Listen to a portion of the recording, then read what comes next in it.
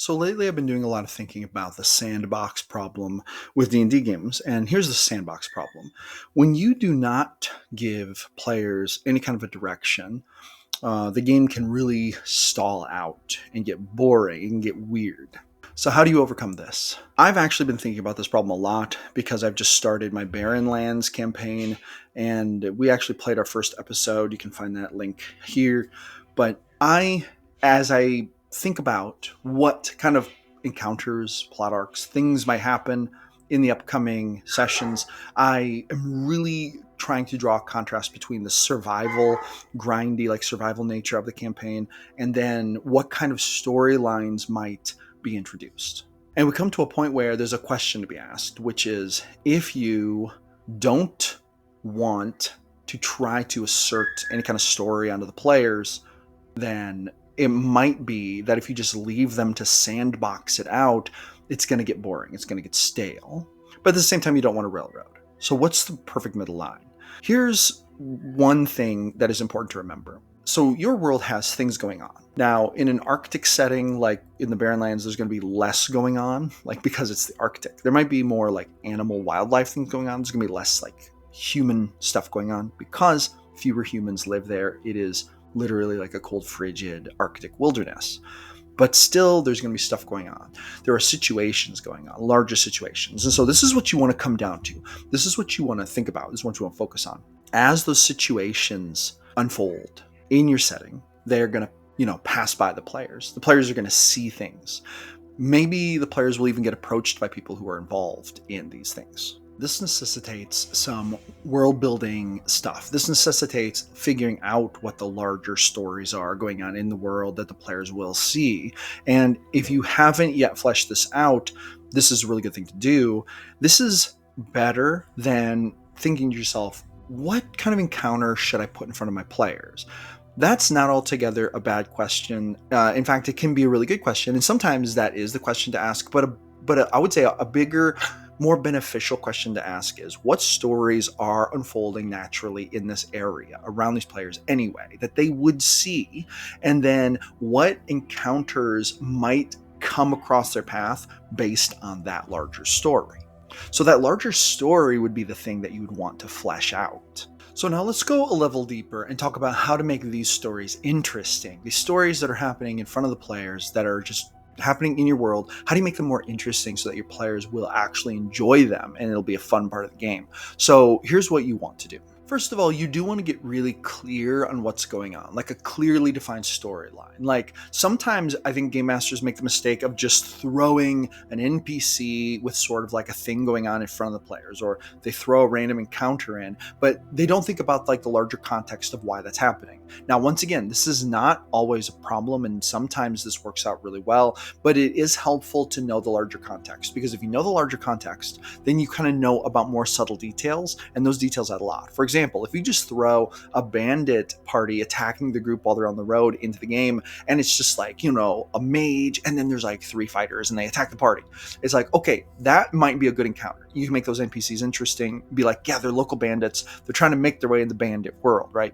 But if you want to zoom out and you go a little deeper and you think, what's actually going on? And you think to yourself, there is like a bandit guild war going on, and there are 2 factions of bandits. There are the northern bandits and the southern bandits. And the southern bandits, one of those groups is the ones that have attacked your players. And you think to yourself, well, they have a unique insignia. That's one thing. But you also think, like, why are these bandit groups even at war? Here's why. It's because there was a bandit king who died recently, and he had 2 sons, and those sons are now at war with each other. They've split the whole bandit guild into the northern and southern parts, and now the older son runs the northern one and the younger son runs the southern one. The southern one are kind of like the underdogs. They're the scrappier ones, but they tend to be the more evil ones, while the northern ones, they are the kind of like the better equipped ones, but they're also like not so evil.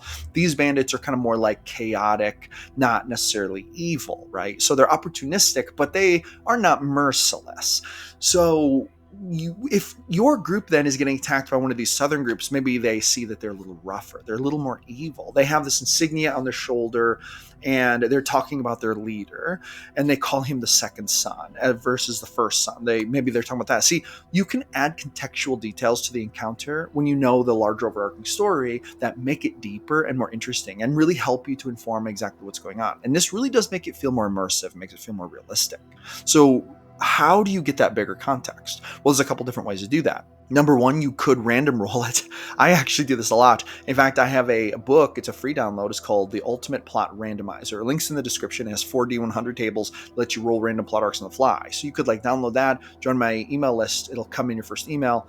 That is one of the best ways that I have found to random roll plot arcs, because I literally designed the book to random roll my own plot arcs.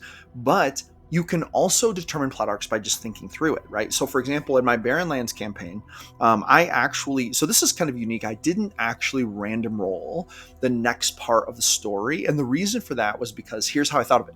I thought to myself, I want to have an encounter in the next session, and I want it to be of a specific nature. Now, this is actually me kind of thinking through it in reverse. I'm going to describe my process for this. And I'm not going to give away specifics because my Barren Lands players might be listening to this. So I'm going to give it to you just in the steps. Okay, so I wanted to have a specific type of encounter, and I think about it and I envision it. I think, okay, here's how I would like to introduce it. Here's the kind of characters I would like involved. Here's what I would like for the player characters to see. Here's what I would like to be said to them, etc. Whatever, okay? So boom, that's there.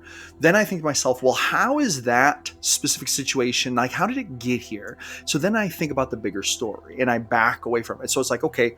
And then I start thinking to myself, okay, there are these groups and there are these things going on with these groups, sort of like what I described with the bandit gang thing earlier. And then I think to myself, okay, why would this situation be happening? I back up, I think about the larger context of the story. Then I start to get a picture of the storyline that is going past the campaign, not just the interaction that the player characters might have with that story. That was where I started. That was the spark of inspiration. But instead, I want to think about how that emerged from the bigger story. And then I start fleshing out the bigger story. Now, once I have the bigger story fleshed out, that informs my idea for the encounter.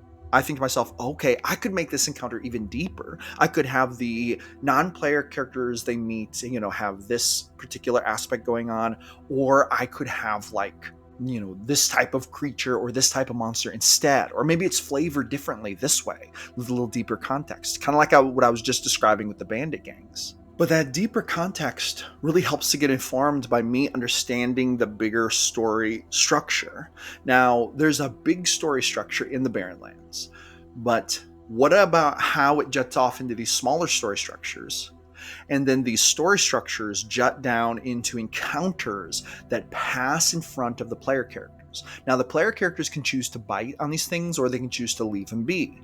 It's also true that there's going to be a lot of sandboxing in between. For example, one of my players, William, sent me this awesome exposition about he wants to take the bones from the corpse they found and basically create a bow out of it, which is awesome. This is awesome. This is stuff that's going to be sandboxed in.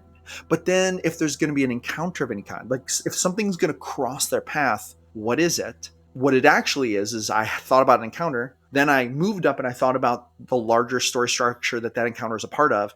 Then I figured out how that story structure fits into the big story structure. How? It's probably, it might not be a core thing, but it's related to it somehow.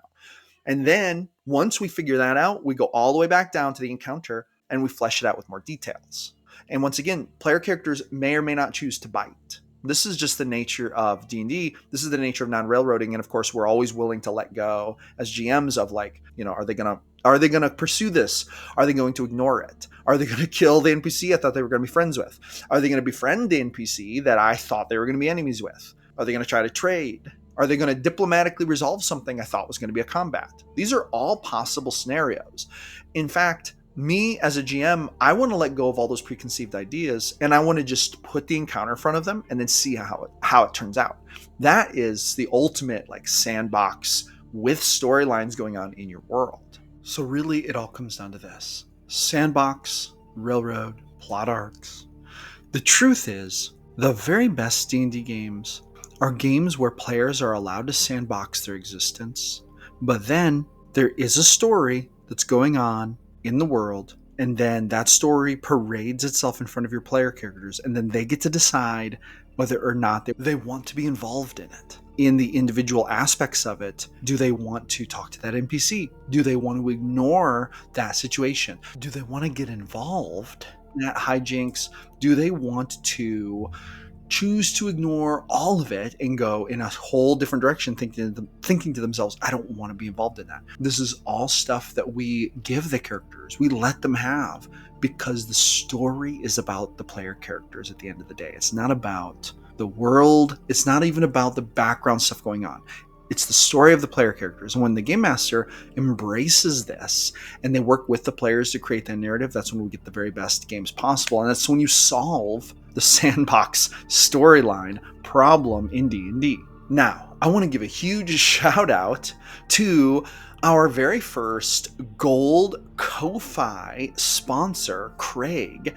Craig signed up to support the channel through Ko-Fi, and it is through the generous support of supporters like Craig that these videos continue to get made, the Discord continues to live on, and GM Philosophy continues to thrive. If you want to join our Ko-Fi membership program, link is in the description. You get access to a lot of cool stuff.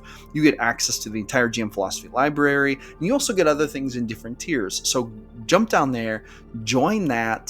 We would appreciate your support so much. Thank you so much. And with that being said, that's going to be the end of today's video. Thank you so much for coming back for another episode of GM Philosophy in the Morning. I'm here every single day creating videos about the best game in the world, D&D. Roll some D100s for me at your next game, and I will see you awesome people on the next one.